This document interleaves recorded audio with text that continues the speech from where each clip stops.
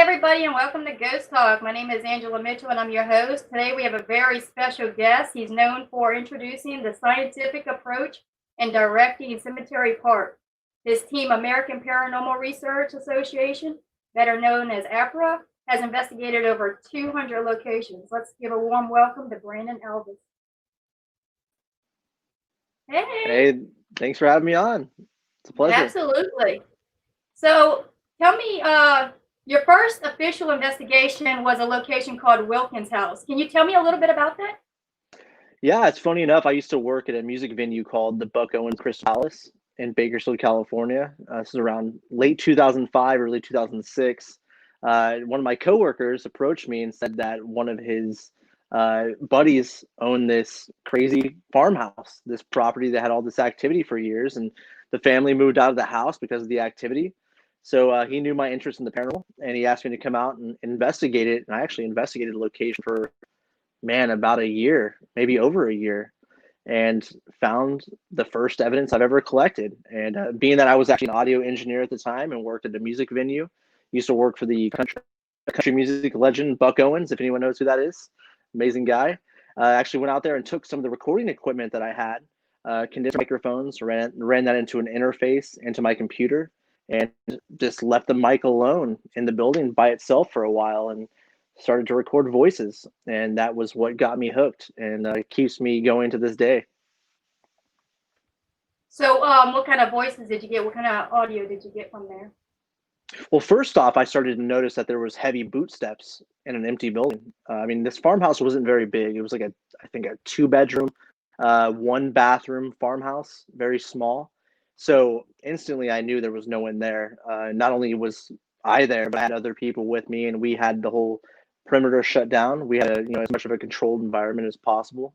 And that's what we started to hear initially. So we're listening live with this microphone in the house. We're probably about 50 to 60 feet away, leaving that mic inside the house. All the doors closed. We're sitting outside listening live. And then all of a sudden we started hearing this really deep groaning, this voice that you really couldn't quite make out, kind of gravelly, very disembodied in nature. At the time, I didn't know that or understand it because I was brand new to research. But to this day, I still listen to those recordings. I've actually had those recordings tested by an audio engineer, a third party, who has told me that they can't explain it. So that was pretty amazing. Wow. Yeah, but that place is tore down now, so right? Yeah, it Is that sucks. correct? Yeah. Which So you which can't is even go. interesting. It's a Christmas tree lot and a pumpkin patch, seasonally. So it makes you wonder, does anything happen? That would be the question. That is, yeah, that's awesome. So tell me about the RMS Mary Queen. You said that that was one of the most haunted places you've ever been. Absolutely. I've been investigating the Queen Mary since 2006, and has such a significant history, not only as an ocean liner, but a significant World War II history, which is amazing. And I started investigating there in 2006, but it wasn't until 2008 that I captured a piece of footage that many claim to be some of the best apparition or footage of a ghost entity, whatever you want to call it, that's ever been collected. And that's actually a piece of footage that I've had tested for many, many years, and a piece of footage that got Dr. Harry Clore, my colleague and mentor, involved with APRA and my research. And he's the only person in history to receive 2 PhDs simultaneously in any discipline. And that's really what set me out onto my scientific aspect and the scientific principle behind what I do. So I have to pay homage to the Queen Mary and really say that's a place that changed the course of my research. Absolutely. So, what is the vetting process for you and your team when selecting a haunted location? It comes down to what I call the formula of a haunting, right? I think that there's a very specific formula associated with locations that we perceive to be haunted. With APRA, my organization, American Paranormal Research Association, we don't specifically do homeowner cases. We have in the past, but that's not something we concentrate on now. Not because we don't want to help people, but it's more about us finding that data, that empirical evidence and data to try and push this field forward into scientific territory, stepping out of the shadow of pseudoscience.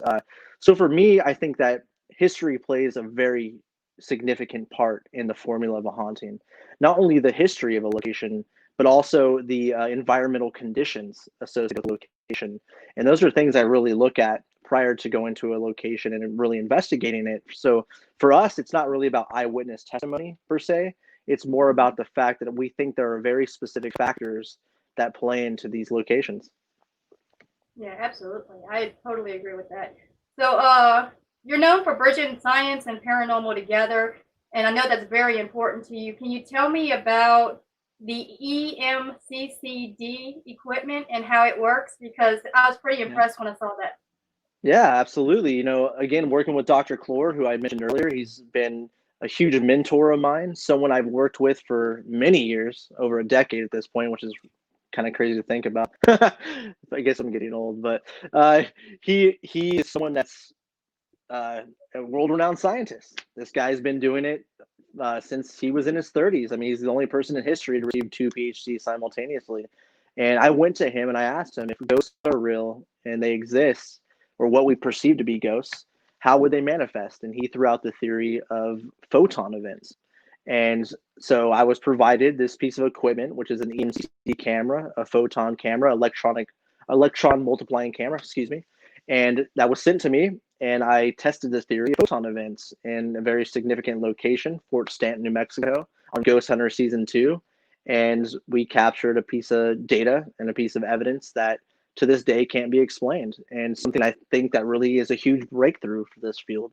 It's something that is taking us into the scientific realm, into the scientific territory. You think about photon events, which are light events that carry electromagnetic radiation. And you think about the fact that photon events are all throughout the universe. You think about black holes and black hole theory, photons in that regard. I think that we're onto something here. And I think that if we continue that line of research and continue trying to replicate that theory and find results, I think that we're going to really be taken seriously in the future. Absolutely. So, can you tell me a little bit about the challenges while you're directing Cemetery Park? That's a documentary that you made. Yeah, I moved to Ventura, California a number of years ago, and I moved next to this place called Cemetery Park. And I thought it was just a name at the time. And I heard a bunch of oral legends that it was actually a cemetery going back to the early 1900s, late 1800s, 1898, I think it was established. And I started to ask around town, and there was a huge misconception. A lot of people, even grown up, born and raised, lived here their whole life, had no idea what the real history was. And then I found this man named Stephen Schlater online who has been fighting the city of Ventura for many years. And I found out that indeed it was a cemetery, and it was illegally demolished by the city of Ventura in the 1960s. And I'm very passionate about history, very passionate about the possibility of life after death. And I found the whole thing to be very gross and negligent and actually illegal. So I made a film about it, and it was, a film I've made over a span of a couple of years. And I was very lucky to get the film into the Santa Barbara International Film Festival, which is one of the top 5 in the country. And it's been nice to be able to get the true story out there and do investigative journalism at its finest, and really, put an unbiased version of the story out there. Yeah, absolutely. I totally agree, 100%. It's really sad because what you didn't say is it's actually a dog park that used to be a cemetery, and it's really a terrible situation. So I commend you on doing that documentary. It's fantastic. So we are now going to be bringing on our haunted location segment, and this is a place you actually know really well, right? You've been here before, huh? Waverly Hills. So yeah. So I love Waverly Hills. It's an amazing place. But check this out. I've got a little bit of a documentary that I kind of hacked together from a guy that gave me permission. And then we're going to bring on Ernie Pack to talk about him being a tour guide for years at Waverly Hills.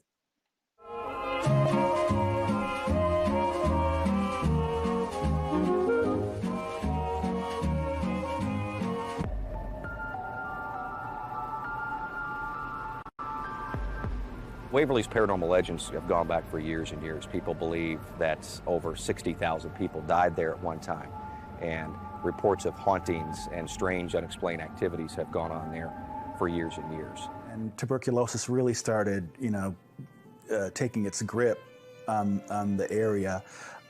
They they built a hospital on the land that Colonel Hayes had owned. Within a couple of years, they outgrew that. They had to add on additions. You know, they had originally 40 or 50 patients there, but tuberculosis just kept, becoming more and more prevalent. I've investigated quite a few areas that have been reportedly haunted in the northern Kentucky and southern Indiana area, and Waverly is by far the most active place I've ever been. Well, Waverly's always been known to be haunted. And, no one's going to believe anything till they see it for themselves. I wouldn't either, but I have seen things up here for myself. It can scare you. I don't care who you are, you're not ready for it. I've ran out of this building more times than I could count, and I will again, I'm sure. It's not the last time. But there's a lot of stories that do go along with the building, and, a lot of them we don't know what's true, what's not. There are some stories that we have found out that are true.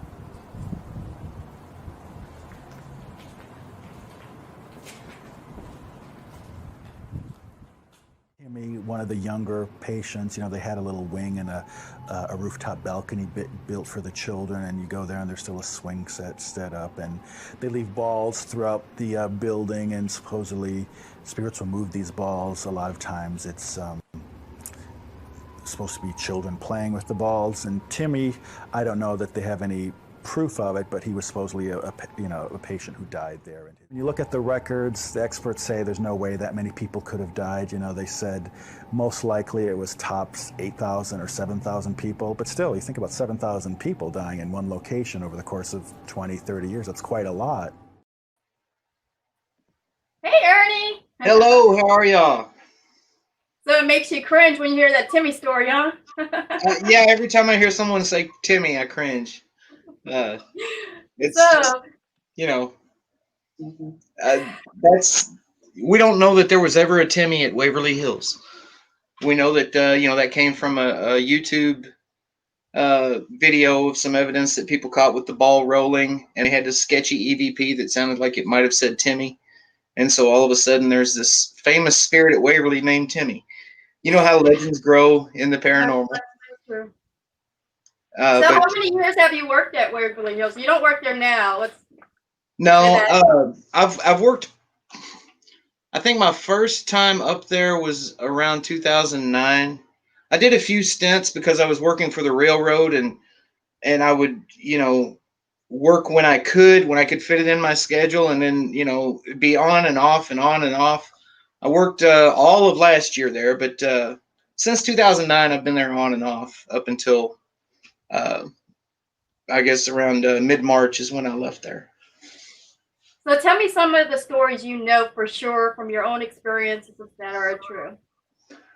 Well, there's a story of a nurse who was found hanging outside of room 502. And Wow. the story that is told was told to the owners and everyone there. And, it's still told today by most of the guides. That she was having an affair with a married doctor and became pregnant, might have contracted TB. There's stories that she had an abortion, and that even stories that a baby was found in the 5th floor cistern outside the building. That, she had aborted the child and then hung herself outside of room 502. That story never sat well with me, because I just, when I put it all together, well, first off, the first time I was there, I felt like she was calling out to me saying no every time I would tell that story on a tour. I mean, as crazy as that might sound. And so I made it my mission to find out her story. And, basically what I got over the years of going up there every chance I had and spending time with her was that her name was Sarah. She was working alone on the night shift in room 504, which was the nurse's station. 502 is just a bathroom. 504 was the nurse's station. She was there alone. Someone came in, tried to sexually assault her. She fought back. He hurt her neck, and then they lied. So, I've been trying to spread that story to everyone I can to put Sarah at peace. That's, a lot of people talk about, as paranormal investigators, we try to help people. Well, it's not just the living sometimes that we need to help. Sometimes the reason a spirit might be in a location is because of something like Sarah's story, where, she wants her name cleared, basically. And so I've been trying to tell that to everyone I can. And, I don't have empirical evidence or anything like that to prove it. There's no way that, any of us can know that Sarah even existed. But I've gotten EVPs, I've gotten communications through all the various means, when I'm asking questions and trying to communicate with her, that verify this story over and over and over again. And, she follows us to other locations around the country. We'll be doing a session and get, hi, Ernie. Who am I talking to? Sarah. And she actually brought Denise and I together. Denise started investigating there. We never knew each other until this past year, never met each other until this past year. And she started investigating there in 2009 with her original group, Gallatin Paranormal Research. And she was getting the same kind of messages from Sarah. And, just slowly over time, it's a long story. I know we don't have a long show, No, but she pulled us together, and now y'all are engaged. That's awesome. yeah. That's And awesome. Waverly actually is where I met both of you guys. Yes, you met me there. Yeah. So, tell me more. Tell me more places in Waverly Hills you know. What about the Shadow Man, the 10-foot Shadow Man? Because my crew swears they saw it, but then they ran to me and I didn't see nothing. Well, there's shadow figures all over Waverly. I mean, I know when Ghost Hunters was there last year filming their last little run through, they did. Daryl had a rock thrown at him, and Mustafa and him had seen a shadow figure in the hall. They saw a lot of shadow play in the hallways on that last little run they did. But there are shadow figures all over the building. There's one that people call Big Black, which is actually just a huge black mass that will engulf an entire hallway. And I don't know how to explain that. I can't explain it, but it's just like a black cloak is going over the hallway. I mean, and it covers the entire place. I don't know what it is. Brandon, what did you think about Waverly Hills when you went? Amazing. Definitely lived up to the reputation. Again, it's like Disneyland of the dead, right? It's a place that everyone wants to go to. Probably one of the most famous locations in the country, realistically. Made famous by Ghost Hunters, the original version, multiple times with them filming there. So we had a huge burden on our shoulders when we went there to film for the third time. And No pressure. no pressure, right? When we got there, my major experience was in the body shoot, which was unbelievable. I know Ernie remembers that pretty well. Yeah. And you and Mustafa got locked in. Yeah. Yeah. And what's so great about that is, with a TV show, a lot of things get cut out, right? But that whole situation with the body shoot, I mean, that played out pretty much exactly as it happened, which is really cool because not a lot of times you get moments like that. And man, that to me was crazy. Again, I'm a natural skeptic. I'm always on the skeptical side of things, but that is still something I cannot wrap my brain around. Yeah.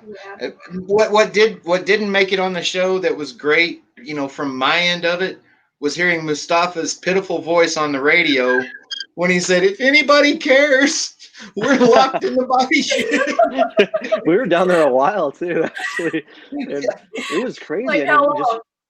I can't even remember. It was a Probably while. about 20 minutes. Yeah, Wow. 20 minutes or so. I mean, we were down there for over an hour investigating, but I mean, being locked in, It was about 20 minutes, but it was just crazy to go all the way down that body chute, which is, I mean, it's a lot longer than people realize. Until you get there and see it, it's the camera doesn't do it justice, really. Because, I mean, you look at an infrared or you see it during the day and it's just kind of a black mass, right? You can't really tell how the distance of it. So we were halfway through and we started hearing what sounds like someone banging on a pipe, like metal banging it. We had no explanation for that. It made no sense. And it was in response to a lot of questions. But the moment that really freaked me out was when we heard this. It sounded like a toy, like a Halloween toy, a fake ghost moan. And we caught that on the Amazonic microphone. It was fantastic. And it's almost like, again, we said this, I think Mustafa says this a lot as well, but it's almost like the entities there, encountered so many people. They've been around so many different styles of investigation that they're pranking people. It's like they're very aware of what's happening. And hey, you came for a show, here's the show. And it was pretty funny. It was pretty funny. Something that happened the week you guys were there, it wasn't while you were filming or anything.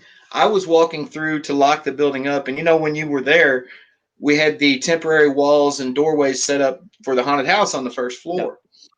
Well, I walked through one of those doors and pushed it open, and it closed behind me. And, I'm very comfortable with the spirits there. I love them. I love the building, love everything about it. And I just turned around and I said, well, thank you, but I was going to come back this way. I needed that door open, and it swung back open for me. Wow. I mean, true story. I'm in there by myself, no way to document it or anything, but it happened. Right. And I mean, the place is amazing to me. I think the scariest part for me was every time I would go down the dark hallway by myself and I would turn to like the left, there was Ernie just sitting back there. I was like, oh my God. Like, can you stop? Well, I had to keep an eye on you people because y'all were out of control. Definitely. All right, so we're going to now bring on the tech segment of the show, and he's going to tell you, we got Philip Wyatt coming to tell us how to use a K2 meter properly, because this is a piece of equipment that we all use. But is it being affected by our phones, routers, different things? I mean, we're getting excited, but is it real? Hey! Hey, glad to be here. So you want to know about the K2 meter, huh? So when you asked me to join you, I thought, let's start with the basics, the things that everybody uses. All the beginner paranormal investigators run out and get a K2 meter. But the problem is they don't know how to use it or exactly what it does. So the K2 is measuring, it doesn't really measure, it detects EMF, electromagnetic fields. The problem is it doesn't distinguish between radio signals and EMF signals. Whereas like a tri-field meter, it will measure only EMF. It doesn't pick up radio signals. So the problem is when your K2 is going off and going crazy, you can't distinguish if it's something paranormal, supernatural, or it's picking up your Wi-Fi signal. It can be affected by your key fob. Anything that sends out a signal can make your K2 light up. A lot of paranormal teams use walkie-talkies. That's one of the worst things that will make them go off. Also, a lot of DVR cameras now have laser connecting apparatus where you can use your apps with and control your cameras, your wireless cameras. That will wreak havoc on a K2 meter. That will make it go nuts. So what's the best way to debunk the false positives with the K2 is to pair it with what is called a RF meter, a radio frequency meter. And this is the one I use. So you always want to have these two together when you're investigating. So if the radio frequency meter is going off and the K2 meter is going off, it is man-made. It's a signal. It is not paranormal. If your K2 is lighting up and you're not getting any activity on your RF meter, then it's a little bit more unexplainable, and you can begin to ask questions and see if you can get direct responses. But this This will pick up everything. If you get a text message, it'll go crazy. If there's a signal from your keys, you accidentally bump your keys in your pocket, it'll go crazy.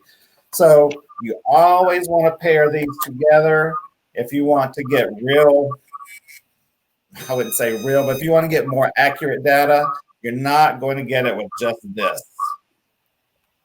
So that explains it a little bit. These, I got this one. It's called JING on Amazon. It was not expensive. This one is not on Amazon anymore. They have a little bit more elaborate one now, and it's for detecting spyware. Actually, say if you're paranoid, you're going into a hotel room and there's hidden cameras or something in the room, you can turn this on and it will pick up signals. But you really, if you want to use a K2 properly, you need to have one of these to go with it. So Ernie, Brandon, what do y'all think about that? I agree completely. I mean, like I was saying before the show started, in the past we used K2 meters religiously and believed in them 100%.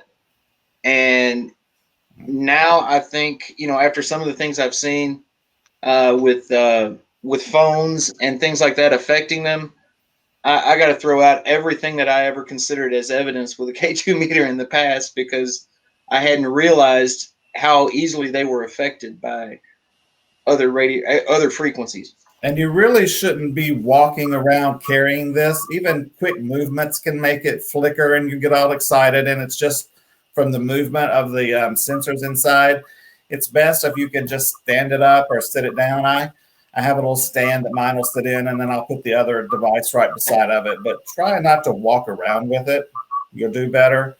But it can be a good piece of equipment. You can get interactive, answers to direct questions and things with it. As long as that's not going off, it would be more genuine evidence, if you want to say. And that's what we're in this for, is to actually get evidence, not just to get a thrill. So Exactly. I think a lot of people are just like, they use the phone apps, and I'm just not a big believer in phone apps. I'm really not. I know a lot of people will swear by them, but it is what it is. I was on a ghost tour in St. Augustine, and they gave everybody in the tour gets to carry one of these. And, everybody's like so excited, and it's lighting up because everything's making it go off. But we were in this location, and these people were just so thrilled. Their K2s were going nuts. And I had been in this location before, and I knew where their Wi-Fi router was. And it was behind this bench. And they said, there's somebody sitting on this bench. And I said, should I spoil their fun, or should I teach them the responsibility as a paranormal investigator to share information? So I said, do you mind if I show you how this works? And they were not real happy, but you took their fun away. We got to help these people. We got to teach them, teach them the right way. So I was like, because I believe TV has really made this into kind of a mockery. Like, you watch TV, you watch Ghost of Interest. No offense, Zach Baggins is an amazing person, I guarantee, but it really makes it like a joke. It makes the whole field a joke, and it's sad. So we're going to go to some viewer comments. I think this one was for Brandon. Have you ever been to the old South Pittsburgh Hospital? Absolutely. I actually spent 48 hours at the South Pittsburgh Hospital, which is very, very active. Actually, one of the most active hospitals I've been to. And it's funny because for a number of years, I was doing research at a location in Los Angeles called Linda Vista Hospital. And I started to see a correlation between the two locations and the type of phenomena that was taking place. And the data, even the environmental data, which was really strange, was correlating between the two. But yeah, Old South Pittsburgh is amazing. I would love to get back there one day. Well, you're welcome to come with me. I'm going in July. I'm just saying. Nice. Let's see what else we got. Anybody have any more questions? I got a whole lot of, there's the King Ernie. I've got a lot of fans, And have the viewers put in what piece of equipment they'd like to learn about next time. Yes, that'd be great. That'd be great. So if y'all would like a certain piece of equipment explained or how to use, then drop it below, because I'm going to be bringing Philip Wyatt on the show quite often to give us some expert advice. This one's from my group, I'm guessing, because it doesn't have a picture. Where is one place you guys would like to investigate that you've never been to? Let's start with Brandon. Oh man, that's tough. Probably the Tower of London. That would be amazing. Probably not going to happen, but that would be definitely number one on my list. What about you, Ernie? Birdcage Theater. And what about you, Philip?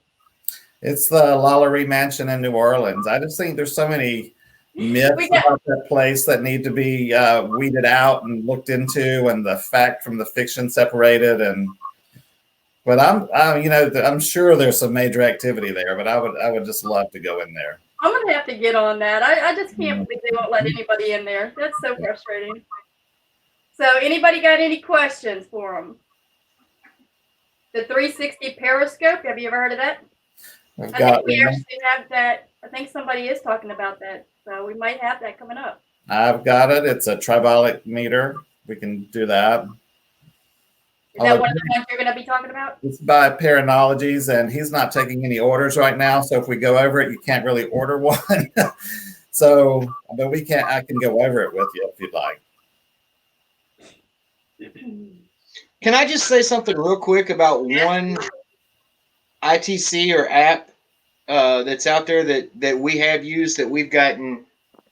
I mean, some of the evidence we've gotten with it is so convincing that I can't blow it off. The Necrophonic app. I don't know if Brandon, I mean, I respect you more than anyone in the field on tech. I don't know if you've ever tried that, but we have gotten some things that are just unbelievably pertinent.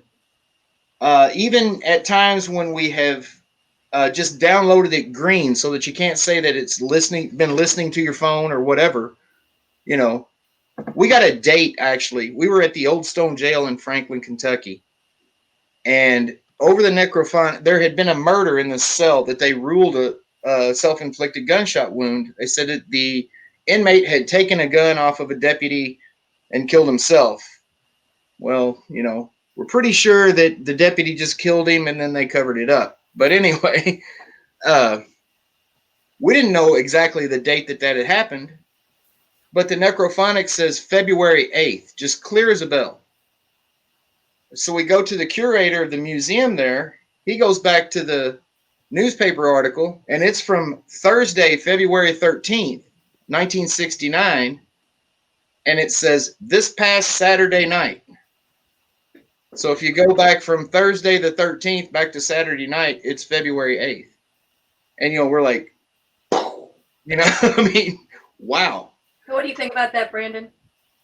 It's interesting. I have not used the app personally. I'm very skeptical when it comes to any type of ITC of any kind because it's not going to provide empirical evidence or data. I think a lot of times there's a confirmation bias that's heavily involved with these situations. I'm not discounting what you experience, Ernie, in any way, shape, or form. Right.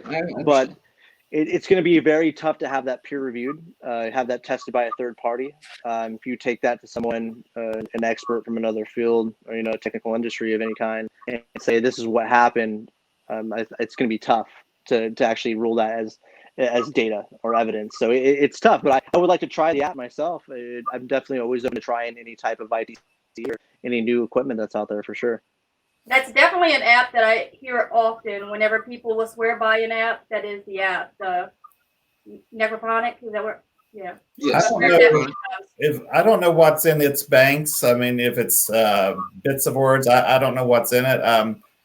The Echovox, I like it because the mathematical statistics of that forming words with all the combinations of the settings is absolutely almost impossible. So that kind of helps cut down on your debunking it. But I like the Echovox a lot. But I don't know the one that you're talking about. I've heard of it, but I recommend everybody just try it out sometime and just see what you get. You know, I mean, like I say, I have just totally discounted people that show up with apps in the past. You know, on investigation, they show up with an app. We're at the 30 minute. We're past the 30-minute mark. So, does anybody have anything they want to promote? Brandon, do you have a book coming out? Yeah, I have a book coming out in 2021 with Mustafa Lollarie. I'm very excited about it. It's going to be coming out through Llewellyn.